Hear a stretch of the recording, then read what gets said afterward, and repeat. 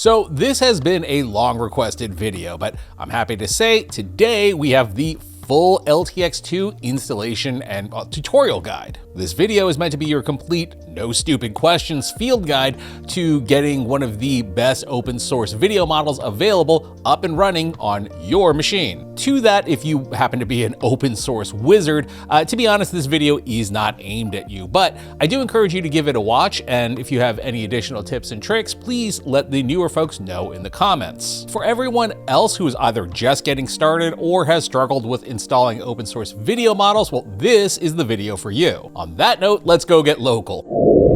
Briefly, I did just want to talk about LTX-2. I mean, I'm sure that you're aware if you're watching this, but if somehow you just stumbled in here, this is an open source video model released earlier this year with not only the ability to generate text to video, also image to video with video editing capabilities, and all with native audio. And yes, again, not to put too fine a point on it, say I'm the only bee in your bonnet, this is generated locally on my computer. No subscription costs, no API call, and obviously done so for free. So again, it's a pretty big deal. As one last piece of housekeeping, I did actually partner with LTX for this video, but I mean, you know, ultimately that doesn't really affect anything here. This is open source. For this video, we're putting together the ultimate starter and easy guide to get you generating locally as quickly and painlessly as possible. So to kick off, let's go over some system requirements. I mean, there is a ground floor here. Like, you're not going to be generating on a Chromebook or like your Dell Potato. So at the it'll work level, you're looking at an RTX 3060, 4070 with 12 gigs of VRAM. We'll talk about specifically what you need to do on this tier in a little bit. With an RTX 3090 or 4090 and 24 gigs of VRAM, you're in good shape. And obviously anything above that, I mean, that's total smooth sailing. All that out of the way, we're ready to get started. So the first thing we're going to do is to start off by downloading ComfyUI. And look, I know that like half of you are like, whoa, you didn't say anything about Comfy. Don't worry, I'm not gonna do you like that. Now, if you're unfamiliar, ComfyUI is a node-based workflow that is very powerful, but also has a bit of a reputation for having a very steep learning curve. On top of that, typically there are a lot of requirements to download things even before you download Comfy, which can often trip some folks up. Luckily, today we have ComfyUI Desktop, which really simplifies the install to one click-ish. So obviously the first thing we'll want to do is download it and then obviously open it. Now, as a quick FYI, during the install process, you may get an error that says that Git is not installed. Just go ahead and download that and then spam yes a bunch of times until it is installed and then resume your installation. And with that, we are pretty much good to go. Now, to note, LTX-2 is not already installed here, and this was a little bit more effort in the past. Previously, you would have to leave Comfy, find a specific GitHub repo, and do a manual install. But we're in better days now, because if you head over to your sidebar here, you'll see templates. And as you can see here, we have, well, as the name implies, a number of templates. So all we have to do is search LTX, or LT actually, and our LTX models will be available to us here. Now, a few things to note here. You'll be looking for the LTX-2 models here. The LTX video models are still available. The next thing you'll want to keep an eye out for is which version of LTX-2 to grab. You'll note that there's LTX-2 text to video here, image to video is down here, and then we have these two distilled versions. So if you have a higher end graphics card, say a 5090 or 4090, you can go ahead and grab the full dev models. Now, if you're on a 360, 470, or generally have less than 24 gigabytes of VRAM, you're going to want to go with the distilled version. Distilled meaning that it works in faster or fewer steps, so meaning it can fit inside of your graphics card without like overloading it. So if we just click on any one of these, what you're likely going to be met with, something like this, which makes it feels like you've done something wrong. You have not done anything wrong. All you have to do is, this is actually, you know, LTX-2. This is the meat and potatoes of it. So all you have to do is go ahead and download each one of these. Now, these are pretty big files, so depending on your internet speed, you may want to go grab a cup of coffee right about now. But once you finish, well, maybe your third cup of coffee and you're a bit wired, we are now done. Welcome to ComfyUI. Now, what you might immediately notice is that this does not look super scary. There's just 2 nodes here, and that's true. This is the text to video model. Let's just go ahead and run one. So let's just fire off the old channel chestnut, a man in a blue business suit walking down a busy city street. Just come up to the corner here and hit run. And as you can see, we have this blue indicator. That means it's working now. And in relatively short time, we now have our man in the blue business suit walking down a busy city street, generated completely locally. Now, a few other things on controls. So changing the prompt out to a Nor detective sitting in his office. A woman walks in and asks, "Are you a detective?" The man replies, "I am, but not a very good one." I'll go over prompting a little bit more later on. That's actually a super lazy prompt. We have options down here for the frame count. So essentially 5 seconds. So you can boost that up to 10 seconds just by, obviously changing this out to 242. You can also change your aspect ratios, your aspect ratios and your raster size by swapping these out. I'm not going to do that here because the generation times will take too long, but 1280 by 720, you can also take it up to, there's a note down here where you can bring it up to 1920 by 1088 if you want to. So let's go ahead and give this a run, see what we get.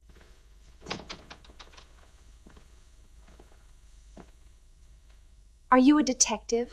I am, but not a very good one. Pure comedy gold. That's what ends up happening. Now, admittedly, it does kind of have a very 1950s TV look to it. That probably has more to do with my weak prompt than anything. I mean, I like it. I think it looks super cool. And that said, I mean, I know that most of you are more interested on the image to video side anyhow. But before we get there, I did just want to briefly note, so this is, a very simplified, easy to use version of Comfy. Now, all of that other stuff is still happening.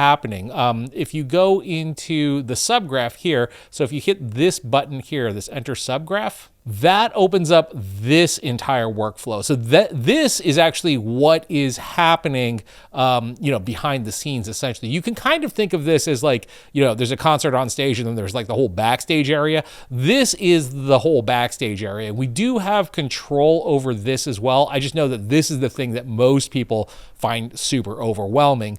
We are going to return here. It's not as scary as it looks. But let's go hop over to image to video first.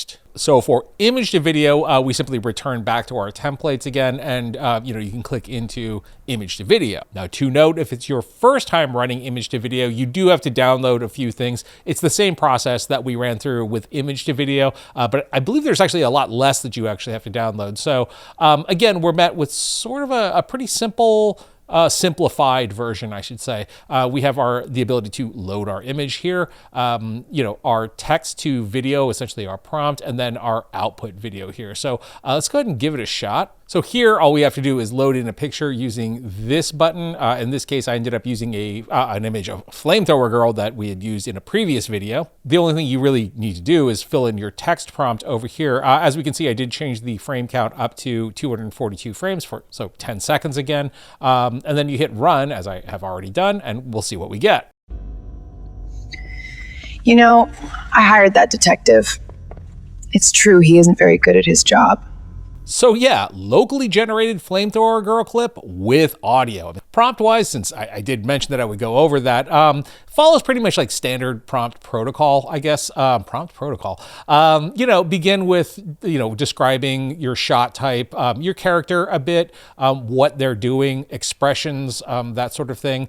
You could do a little bit about the location itself as well. In image to video, a lot of times it knows already, given the fact that it sees the image, but, give some more camera direction and some action as well as dialogue in quotes. I mean, that's pretty much, standard prompting for the most part. There's not anything really particularly tricky here. And once again, on the image to video side, much like the text to video side, all of our, comfy spaghetti noodle stuff is, of course, in the subgraph. That's under text to video here. So you just hit the edit button, enter subgraph here. And this is all of the underlying mechanics that are behind it. And, I would encourage you to go in and just sort of play around with stuff. I mean, you're not going to really break anything. So, change the weights here, see what it ends up doing. Kind of what's the CFG scale? I don't know, play around with it, see what happens, turn it up, turn it down. I would mess with the number values. I wouldn't really play around with like things that are named. That might, well, it's not going to break anything again, but you know, it might end up borking your generation. You can change frame rate, for example. You can do negative prompting down here as well. So, you know, again, don't be afraid to come in here and sort of play around with stuff. This is already all pre-built for you. Now, we will return here in a little bit. So I also wanted to go over the other two templates that are available to us here. We have, of course, Canny to video and depth to video. So Canny to video, I think it's just easiest to show you. So Canny to video might look a little scary because it doesn't have like the simplified version. It's just the full thing. But it's really not that big a deal. So all we have to do is load in a starting video here. In this case, a Vault Dweller video that was generated up in Midjourney. So this was obviously a silent clip. I always kind of like this one. I thought this looked pretty good. I think this was upscaled in Topaz as well. And from there, we have a first frame restylized kind of an anime style. I thought this was actually kind of cool that we just got her in an anime style and the background is still semi-photorealistic. So from there, what's kind of cool about this, using it in LTX, is the fact that we can do more than just, just a straight restylize. Because we have audio, we can add an audio prompt in. So let's give this a run, see how it sounds. Sure is quiet out here. I wonder where Dogmeat went. To be fair, you were the one that sent Dogmeat back to camp, and Dogmeat always takes like the longest, most convoluted path to get there. So with depth, which once again looks kind of like scary and confusing, again, very much works the same way. I just utilized a text prompt to take our Vault Dweller and turn her into kind of like a medieval warrior, I guess. This was the output.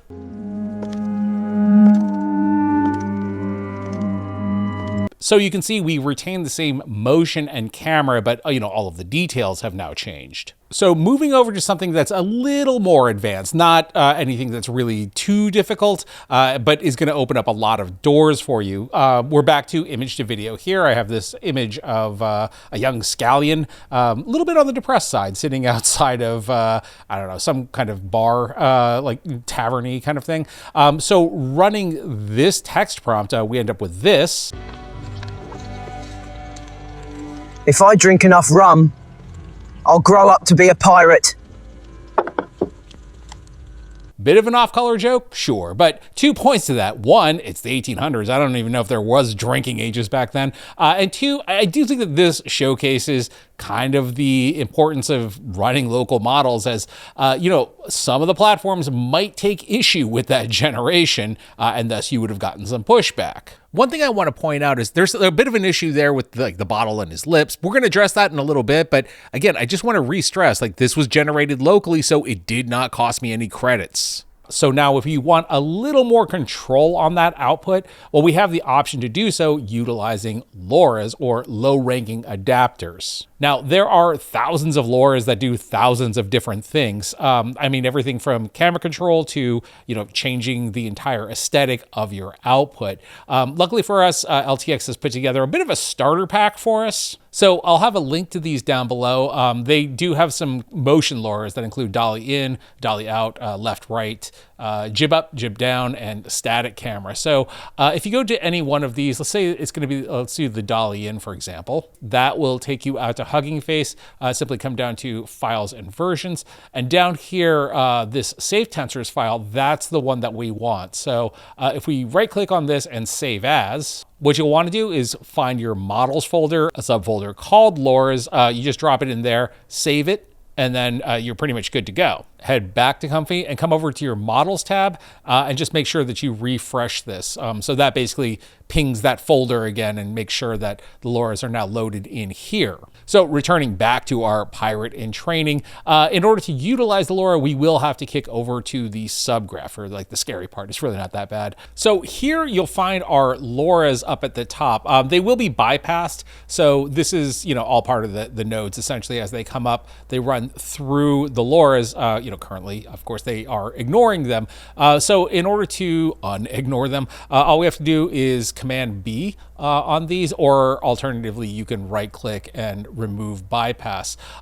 Here we have a pull down, and these are all of the LoRAs that are available to us. I know we did just download Dolly, but I'm actually going to move it into camera left because we kind of got a Dolly shot earlier. So just make sure that both of these are set to Dolly left, and then you have controls for the strength of the of how much influence essentially the LoRa is going to have. It defaults at 1. I'm dropping it to 0.8. That allows a little more freedom for the LoRa to do its thing. So running this, If I drink enough rum, I'll grow up to be a pirate.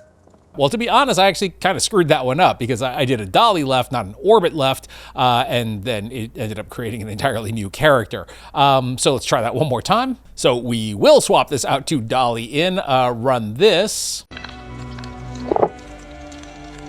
If I drink enough rum, I'll grow up to be a pirate. So yeah, there we go. Actually, with the LoRa push in, it actually becomes less comedic and kind of more dramatic. You know, I did want to leave that Dolly left sequence in because I mean, I think that really showcases like I screwed that up. But even though that was a bunk generation, it didn't cost me like any credits or money because it was generated locally. So yeah, obviously this is just scratching the surface of everything that we can do like with LTX-2 in ComfyUI. But overall, what I hope you got out of this is that, you know, all of this is not quite as scary and intimidating as, you know, you might initially feel like it is. Now, obviously, there is a lot more to learn here. There's a lot more for me to learn here. You know, but again, there are thousands of tutorials out there on YouTube. As I continue down the rabbit hole, I will probably be making more of those tutorials as well. The point being, all of this is not learned in a day. But the plus side in going this method is that at least within a day, you are locally generating video on your own machine. So I do hope that this is helpful to you. And if you have any questions or comments, or if you have any tips, please leave them down in the comments below. As always, I thank you for watching. My name is Tim.